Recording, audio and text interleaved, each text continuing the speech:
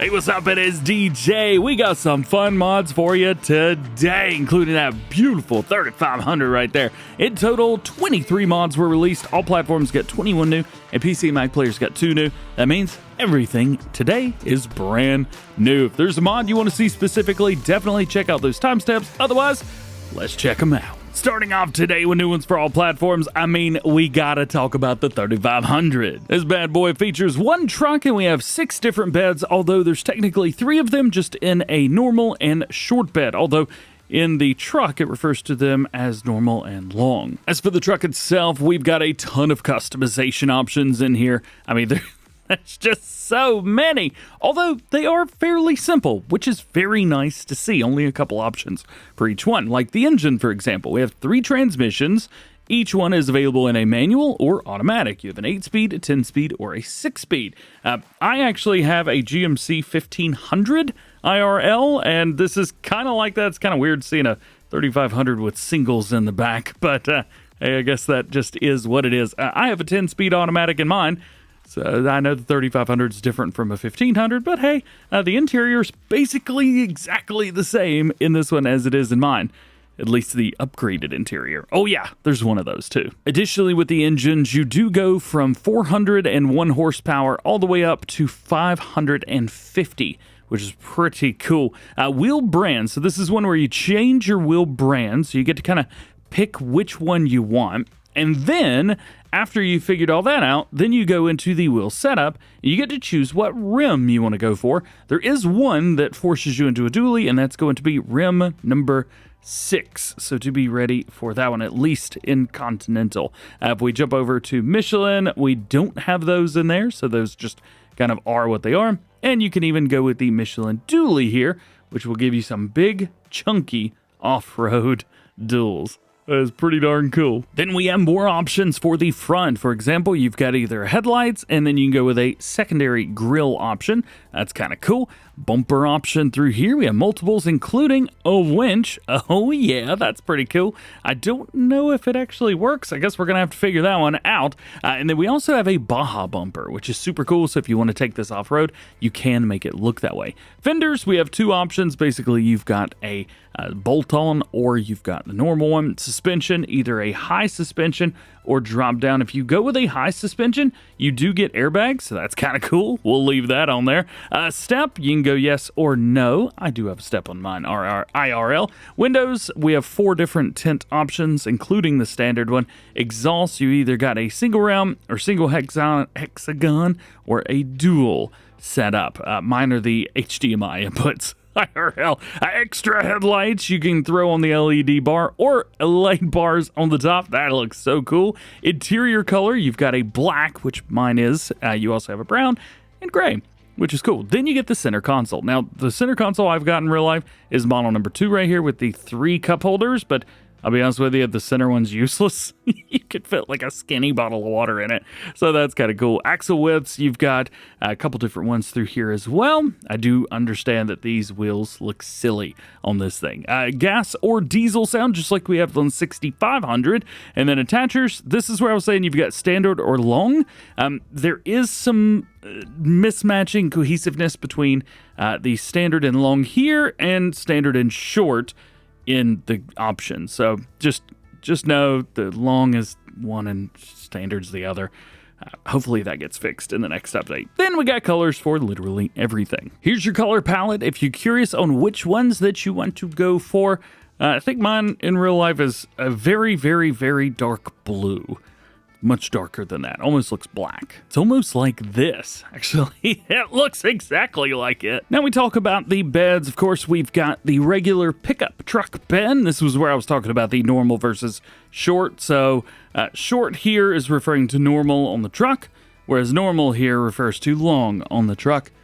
You can see how that gets confusing. As far as the regular truck bed goes, you got fenders, stickers, roll bar, box, etc., etc., etc. We're going to show it off? Sure, of course we are. For your fender options, these are going to match the truck itself, plus we have a dually set. I'm actually going to try and match this one up with the truck that I just built. At least I think I just built it. Yes, I did. Okay, we're good.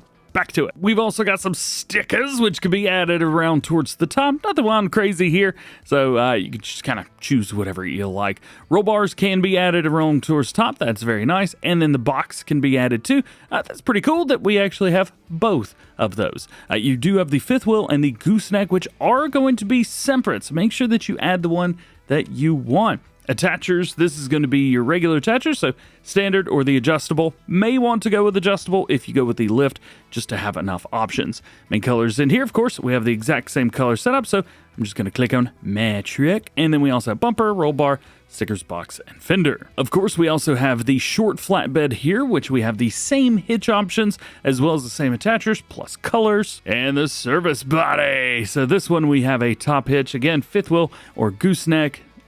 Trailer hitch is right there, and then we have the rack, which can be added to the top too. This will also hold 5,000 liters of fuel, which makes it very different from the other bodies. Now, sometimes you can have issues backing into truck beds with a lifted truck, but I see no issues there. That's such a huge truck. Oh my goodness, almost kind of reminds me of the Sand King in GTA a little bit. That's pretty cool, man. God, look at the size difference from the base truck to the upgraded one. That is wild. Confirmed that we cannot use the winch. So that is not working. Also noticing something every time I run into the truck bounces. I don't know why. All the lights on here work. Love seeing that. We've got tension belts around towards the back side. Let's turn them on. Very nice. We can open and close the rear, which is very cool indeed. And then we can raise and lower the hitch. Now, I will tell you that if you use the regular truck right here, the option to move the hitch is still there, so it's just not going to work. So just be aware, yes, you've got the option for it. No, it don't work. I'm sure you're curious about the suspension, and I'll be honest, suspension is fine. It's nothing too crazy. It's definitely not like an 82's truck or rough deck modding, none of those guys, but it's still enough, I think, which will also make it pretty easy to drive. So that is super cool, especially with a lifted truck like this. Sometimes it can be very, very easy to flip. But yeah, no issues at all. We also have multiple control groups as well. It may not be apparent right off the bat, but if we drop this out, control groups do appear there. So we have one which is suspension and mirrors, and another one which is seat and steering column. So this is pretty neat. So what we can do is we can actually raise up just the rear suspension if you wanted, and then we can also raise up both suspensions if you want. So yay! I don't think we can do this fast enough to make the truck bounce. A little bit. You might be able to turn on your crane controls to make them go a little bit faster.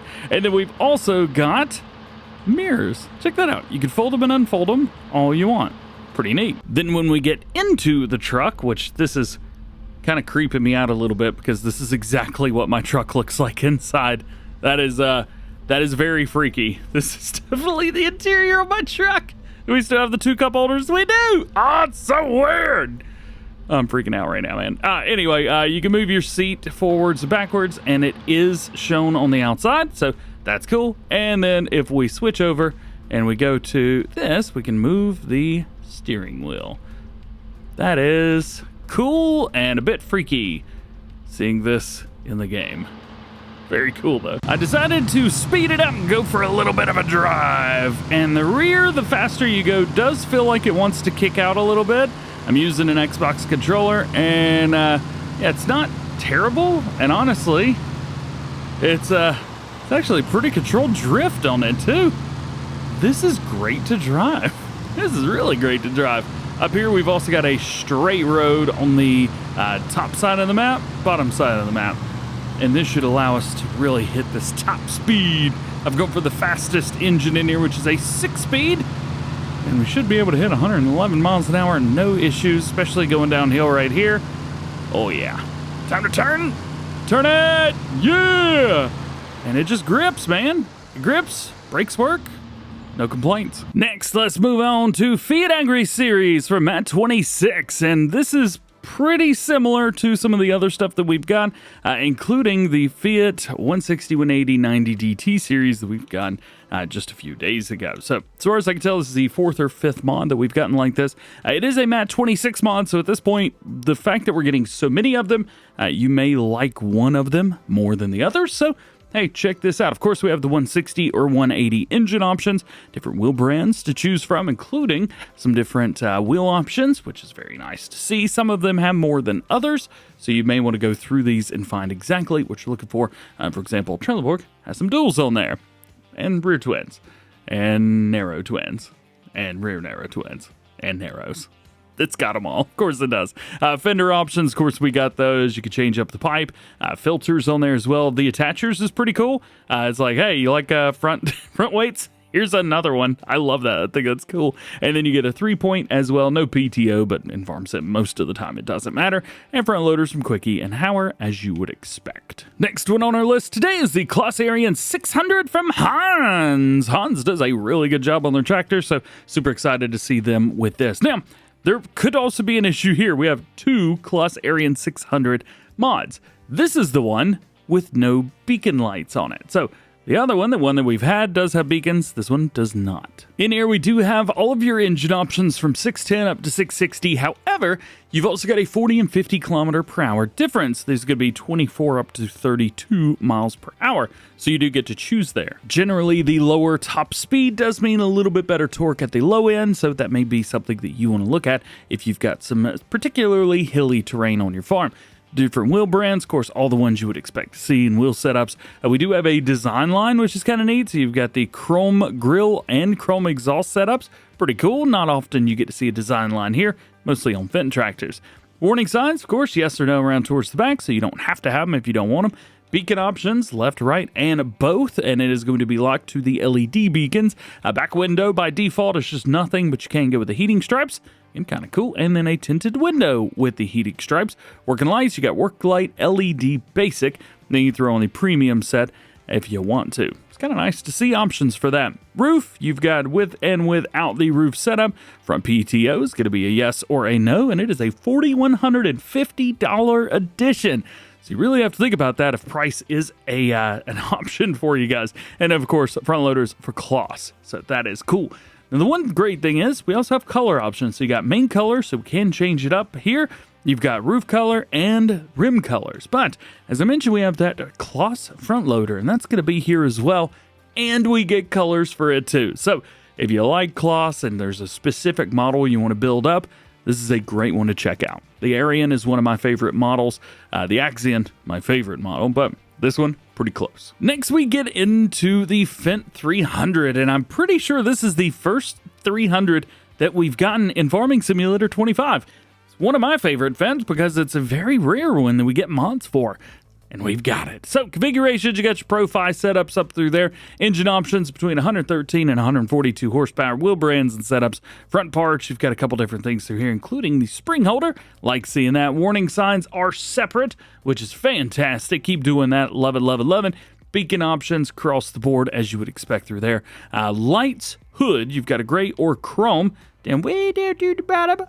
You know, but I never expected to have an option for that. The fact that we did, great news. Different mirrors, we got the really big ones, which I think looks like a wet dog. And then you've got the Vizio Plus Cabin, not sponsored by Vizio TVs, a little bit different. Bad joke, moving on, thanks. Main color, design, and rim color. Last vehicle mod is the Lizard Ruslan. This is the Agramash Ruslan from the Average Enjoyer. So that was released on PC a little while ago, and hey, you got a version on consoles now, too. Very cool. 340 horsepower and power shift transmission, 500 liter fuel with 18 mile per hour. Yeah. Configurations, you got a dark gray or blue setup. You can also go with rusty. Now, rusty's not really rusty, but you do get to choose what colors you want for everything. And you've got all of the colors. So I think that's kind of neat. Beacon lights, of course, you got a couple different ones to choose from through there. A window tinting, and then you get attachers. However, that's for the back, not for the front. Now we jump over to tools. We have the Krampe Bandit 750 from Great Star, 8.9 tons, 45,000 liter capacity on a 2-axle platform, and we do have a couple different wheel brands to choose from. Then we get the Lizard HL trailer. This is for Hulse FS. There are a couple in here, and I'm pretty sure we've seen these before. I also really dig the the camping trailer. I've still got Krampe on the mind. Heyo, let's move along. Let's take a look at them. So in the trailer HL, so you can make it a bell trailer or standard trailer, and we've got an extension on there too. Actually, a couple extensions all the way up to 15,000 liters. A couple different designs. I like seeing that along towards the very bottom. And then colors. Very cool. Moving on, the HL wood. I imagine this will be about the same, and it is exactly the same. Then we get into the animal transport. This one's very cool. Oh, and it's got a hitch on the back too. Did I miss the hitch on these? You're probably already putting it down in the comments, but yes. And yes, we have hitches down at the bottom on both of those. Super cool. What will it hold? Well, it'll hold 5 cows, which I'm blown away with, 8 pigs, 8 sheep, 4 horses. Are you kidding me? 4 horses in here? Goodness. Is that the cheapest animal trailer that we've seen in Farm Sim? I think so. And then we've got this little guy, the camping trailer. Now, I am curious about this, probably as you are, so let's load it up and see what we can do with it. Ooh, truck. So this is interesting because we don't need a tractor for the front. Although, here is that big lizard if you wanted to see it. I'm going to get rid of that because we don't need it. We can actually enter this. And we got a little diesel generator now, or gas generator. I guess that's a gas generator, isn't it? Yeah. But you do have that. We even have a first-person camera. Are you kidding me? That's so cool. So there are a couple things that we could do. We can turn that off. So in here, what we could do is we can fold and unfold the cabin, which is basically going to open and close the door. And it has interior and exterior options, so you could actually see from all of that. And then we can also hit the close cover button, and what that's going to do is going to close up all of the bits and bobs. So now when we've got that, you don't have to have it open if you don't want to, and we can continue to climb in. But it is a vehicle at the end of the day, so you will have to come in here and sit on the bed and do all this stuff. That's so awesome. Next up, we got the Lizard MKS, and we've got the triple axle versions here, which is neat. You have the 13.5 and the 16.5. We do have raised axles, as you can see on the smaller ones in the middle, and the larger one is in the back. Capacities of 13,500 and 16,500. We have all of your liquids, including oils and milks, all 3 milks, which is cool. And then we've got different wheel setups, different brands, bun flap decals, fenders, reflectors, and colors. Next is the Amazon ZAV 3200. This holds 3,200 liters of solid fertilizer only, and 42 meter spread at 12 miles per hour. Keeping in the fertilizer family, we have the Lizard HS400. This includes 2 models. You have one for the field and one for your vineyard work. It is solid or liquid fertilizer, and herbicide. We've got a 400 liter capacity on this version, working widths of 6.5 or 11 meters, so that is pretty cool. You do have those extensions on there, which will need to be unfolded to use. Decals, you can throw a couple different ones on there, either tank or HS440. Plus, we have colors for the blue and the orange. And we get into this one, the vineyard sprayer. I kind of dig this as a vineyard sprayer. Still 400 liter tank. We still have the same options, but we have more color options for this one because there's just more pieces, including the atomizer on there, which takes everything, kind of blows it around. It's a pretty cool setup, especially if you like doing old stuff. If you're doing an older setup, maybe you just want something that's cheap. These are pretty cheap. Hey, not bad ones to go for. Also got a windrow, the Unia Rak 112. I don't know which one it is. I'm gonna call it the Rak. You do have a sport wheel on the front, and then we've got color options. There are 2 different designs, so let's see. All right, so the first design is frame, and the second design is going to be all of the little tines. This is neat. The Excavator and Frontloader Manure Grab, 2,800 liter capacity on here, and you've got either the Frontloader or the Excavator. Hey, pretty cool. We do have full customization options for the colors, so the gray and the red can be changed. That is super neat, man. I am really, really liking that. And we got the Michieletto AM19. I believe this is a returner from previous game, or at least a returner from a mod. We got main and rim color options on here. Capacity is going to be 56 cattle, 84 pigs, and 96 sheep. Unfortunately, no horses or chickens. We've also got a couple maps for you guys. These are based in the Netherlands. The first one is just called the Netherlands. It has a very interesting lighting setup, which just personally I'm not a fan of. You may dig this, and if you do, hey, that's awesome. Definitely check this one out. It is from Dutch Landscape and Seep, and it's got 8 required mods listed on the mod hub. It's a very small map, actually, all things considered. There are collisions everywhere. Anyway, there are 8 mods shown on the mod hub required. However, I do believe there are 9 total because I had to download 1 more. In total, there are 33 fields, custom textures, custom color grading, as mentioned, and 3 farms. This one, field 35, or farmland 35, is the outside of the map, which you can access some of, but not all of. It also costs you $769 million. So good luck. To be fair, there's a bunch of... there's an extreme amount of logging back there, so I think you'll make... Well, you're not going to make $769 million, but hey, you'll do all right. Here is your crop calendar. Doesn't look like any custom crops, so don't worry about those. We do have 1 cattle barn owned by default. You also own the grain mill and sawmill by default, with no other available production chains on the map, at least from there. And then, of course, we've got our vehicles. And here are all of those. Here are the mods that are listed on the mod hub. Again, there are 8 of them listed here, but there are 9 at least required mods. The other missing one was the agricultural fair mod. And another Dutch map. This one is called Klein Friesland. It is from Marnix Mapping. It is based on the area that they live in, I believe. It is also brought over from Farming Simulator 22, so if it sounded familiar to you guys, well, it definitely should. The map was reworked for FS25 and rebuilt from the ground up, their words, and the farms from their local area are mostly dairy, so they've added an arable farm for people who enjoy that as well. But of course, you can do dairy work if you would like. This one also has quite a few required mods as well, 7 of them, and they are all listed on the mod hub. So you can take a look at those if you want to find out what is what. And I believe the maps, this one and the previous one, share 3 or 4 required mods together. So if you wanted to get both of them, you don't have to download so many required mods. As you can tell, this one is also a little bit smaller. Loving the background, I will say that much. However, there is a lot of area that's still left unattended. One of the nice things as well is you could buy Farmland 60 on the map, and that'll get you all of the unbuyable or unowned land in between all the fields and around certain productions. That way you can merge fields together and change up things as well, which is cool. And by the way, it is owned by default. So this is literally the exact opposite of the previous map.